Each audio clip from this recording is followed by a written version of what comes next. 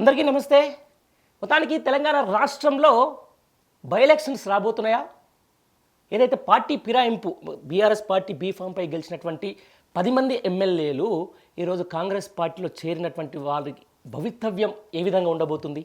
రానున్న రోజుల్లో అసలు వాళ్ళ బై ఎలక్షన్లు వస్తే వాళ్ళకే టికెట్స్ వస్తాయా, లేకపోతే కాంగ్రెస్ పార్టీకి సంబంధించిన దాంట్లో ఎవరైనా వేరే వాళ్ళు వస్తారా అనే అంశానికి సంబంధించిన దాని మీద మనం చర్చించుకునే ప్రయత్నం అయితే చేద్దాం.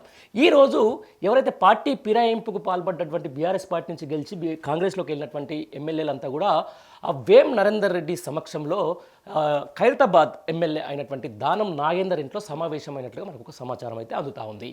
ఆ సమాచారానికి సంబంధించి ఏదైతే నిన్నగాక మొన్న అసెంబ్లీ వేదికగా అసెంబ్లీ సెక్రటరీ అందరికి కూడా ఎవరైతే ఎమ్మెల్యేలకు పార్టీ మారిన ఎమ్మెల్యేలందరూ కూడా నోటీసులు ఇచ్చిన నేపథ్యంలో కూడా అక్కడ తీవ్ర స్థాయిలో చర్చ జరిగినట్టుగా తెలుస్తూ ఉంది. వీళ్ళందరూ ఈ 10 మంది కలిసి ఢిల్లీకి వెళ్ళి అధిష్టానం దగ్గర కూడా ఒక భరోసా లేకపోతే మా భవితవ్యం ఏంటి అనే కనుక్కునే ప్రయత్నం చేసేదానికి ఈరోజు కూడా మీటింగ్ జరిగినట్టుగా మనకు తెలుస్తూ ఉంది. అసలు వాస్తవానికి ఈరోజు దానం నాగేందర్ ఇంట్లో జరిగినటువంటి ఈ భేటీకి దాదాపుగా ఎవరైతే పార్టీ ఫిరాయించినారో వాళ్ళందరూ కూడా రావడం జరిగింది. వారికి వేం నరేందర్ రెడ్డి గారికి సంబంధించిన దాని మీద కూడా ఒక కీలకమైన ఇన్స్ట్రక్షన్ ఇవ్వడం జరిగింది. ఎట్టి పరిస్థితుల్లో ఒకవేళ బై ఎలక్షన్ మాత్రం అనివార్యమే అయితే ఖచ్చితంగా ఆ సీట్స్ మాకే ఇస్తారా, లేకపోతే ఢిల్లీ అధిష్టానం మళ్ళీ ఇంకేమైనా చేస్తుందా అనే ఒక డౌట్ అయితే అందరిని అడిగినట్టుగా తెలుస్తుంది, అందరి దగ్గర ఉన్నట్టుగా తెలుస్తుంది. దీనికి సంబంధించిన దాంట్లో వేం నరేందర్ రెడ్డి కూడా ఒక భరోసా అంటే నేనైతే ఇవ్వలేను, ఖచ్చితంగా ఢిల్లీకి వెళ్తేనే అక్కడి నుంచి మనకు ఒక క్లారిటీ వస్తుందని చెప్పేసి కూడా చెప్పినట్టుగా మనకు ఒక ఇన్సైడ్ సమావేశం అయితే ఒక సమాచారం అయితే మనకు తెలుస్తుంది. అయితే మొత్తానికి పార్టీ ఫిరాయింపుదారులకు ముందు సుప్రీంకోర్టు చెప్పినట్టుగా ఆ తర్వాత ఏదైతే అసెంబ్లీ సెక్రటరీ ఇచ్చిన నోటీసుల మీద చూస్తుంటే మాత్రం ఖచ్చితంగా తెలంగాణ రాష్ట్రంలో 10కి 10 కాకపోయినా కూడా ఎవరైతే బీఫామ్కి సంబంధించిన దాని మీద పోటీ చేసేసి గెలిచినటువంటి దానం నాగేందర్ ఆయన నేరుగా కాంగ్రెస్ పార్టీ బీఫామ్ నుంచి కూడా సికింద్రాబాద్ ఎంపీగా పోటీ చేసిన సందర్భాన్ని చూసినాం. కాబట్టి అది లాకు ఖచ్చితంగా వ్యతిరేకమే అయ్యే అవకాశం స్పష్టంగా ఉన్న నేపథ్యంలో కూడా సుప్రీంకోర్టుకు ఈ సెక్రటరీ ఇచ్చిన నోటీసుల వల్ల రేపు ఏం సమాధానం చెప్పాలి అనే అంశానికి సంబంధించి కూడా ఈ భేటీలో ఆ ఎమ్మెల్యేలంతా కూడా కూలంకషంగా చర్చించినట్టుంది. దాంతోపాటుగా న్యాయపరమైన సలహాలు ఏ విధంగా తీసుకోవాలి, ఒకవేళ పార్టీ మిరాయింపులకు సంబంధించి దేశంలో ఇట్లాంటి ఎప్పుడన్నా ఈ సమస్య వస్తే వాళ్ళకి ఏం జరిగింది ఏమనే దానికి అంశానికి కూడా కొంతమంది ఏదైతే కాంగ్రెస్ పార్టీకి సంబంధించినటువంటి లీగల్ సెల్లతో కూడా వాళ్ళు చర్చించినట్టుగా తెలుస్తుంది. అయితే ఈ సమావేశంలో ముఖ్యంగా చాలామంది ఎమ్మెల్యేలు అడిగిన మాట ఒకటే, అంటే ఈ సందర్భంలో మేము కాంగ్రెస్ పార్టీని నమ్ముకొని బీఆర్ఎస్ పార్టీ గెలిపించినటువంటి పార్టీని వదిలిపెట్టుకొని ఈరోజు కాంగ్రెస్ పార్టీలో వచ్చాము.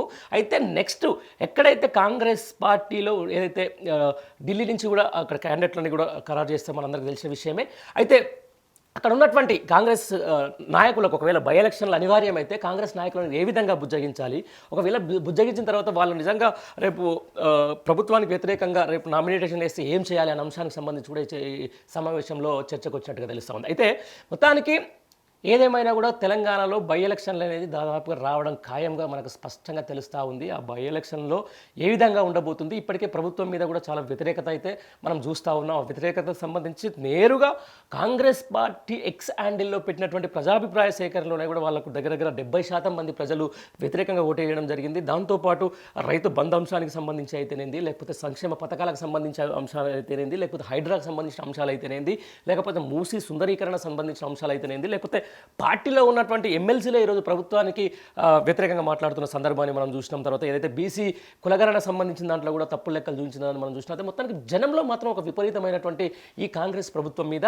వ్యతిరేకత ఉన్న నేపథ్యంలో ఈ టైంలో బై ఎలక్షన్లు వస్తే అంటే కాంగ్రెస్ పార్టీ ఏ విధంగా ఎదుర్కొంటుంది, ఆ ఎదుర్కొనే సందర్భానికి ఉన్న ఎమ్మెల్యేల పరిస్థితి ఏంది, లేకపోతే వాళ్ళని నమ్ముకొని ఇటు వచ్చినా ఇప్పటికే వాళ్ళు ఒక విధంగా అంతకంటే ముందు ప్రభుత్వంలో ఉన్నటువంటి మంత్రులు తమల్ని పట్టించుకోవట్లేదని చెప్పేసి కాంగ్రెస్ పార్టీ నుంచి గెలిచినటువంటి కాంగ్రెస్లో ఉన్నటువంటి నేతలే ఒక 10 మంది మనం సమావేశం అయినట్టుగా మనకు కొన్ని వార్తలు వచ్చినాయి. ఆ సమావేశం నిజమే అని చెప్పేసి కూడా ఎవరైతే పెట్టినారో అక్కడ ఉన్నటువంటి ఎమ్మెల్యే కూడా చెప్పినటువంటి సందర్భం ఉంది. ఈ నేపథ్యంలో కూడా ఇప్పుడు ఒకవేళ బై ఎలక్షన్ అనివార్యమైతే ఖచ్చితంగా బీఆర్ఎస్ వైపే లేకపోతే ప్రజలు ఉంటారు, లేకపోతే బీజేపీ వైపు ప్రజలు ఉంటారు, లేకపోతే ప్రభుత్వ వ్యతిరేకత ఓటు ఏ విధంగా పోతుంది అనే దాని సందర్భంగా కూడా బయట ఒక చర్చ నడుస్తున్న నేపథ్యంలో అసలు ఫస్ట్ తమ పదవులు ఉంటాయా, ఏదో నమ్ముకొని వచ్చిన తర్వాత ఈరోజు అసెంబ్లీకి సంబంధించిన సెక్రటరీ నుంచి నోటీసులు అందుకోవాల్సి వచ్చింది, లేకపోతే సుప్రీంకోర్టు నుంచి వచ్చింది. ఇప్పటికే దీనికి సంబంధించిన దాని స్పీకర్ కూడా ఒక నిర్ణయం ఆయన ముందు నుంచి కూడా ఒక కాంగ్రెస్ పార్టీలో ఉన్నటువంటి స్పీకర్ ఆయన కూడా చెప్పిండు పలుసార్లు పార్టీ ఫిరాయింపులకైతే నాకైతే ఇష్టం ఉండదు, నేను దాన్ని అసలు ఆ అంశాన్ని కూడా నేను పెద్ద పట్టించుకోనని చెప్పేసి కూడా ఈరోజు స్పీకర్ కూడా స్వయాన చెప్పిన నేపథ్యంలో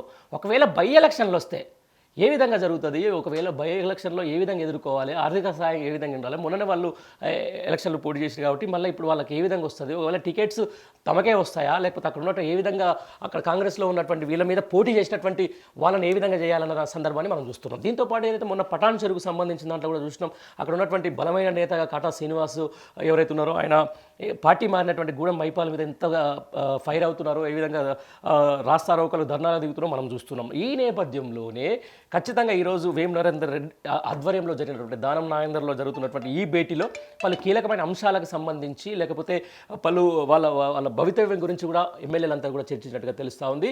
ఏదేమైనా కూడా ఢిల్లీకి వెళ్ళేసి తమ సీట్లు ఒకవేళ బై ఎలక్షన్లే కన్ఫర్మ్ అయితే తమ సీట్లు తమకే రావాలని చెప్పేసి కూడా ఒక స్పష్టమైన ఒక హామీ తీసుకొని మళ్ళీ రావాలని చెప్పేసి కూడా వాళ్ళు అనుకుంటున్నట్టుగా మనకు తెలుస్తూ ఉంది.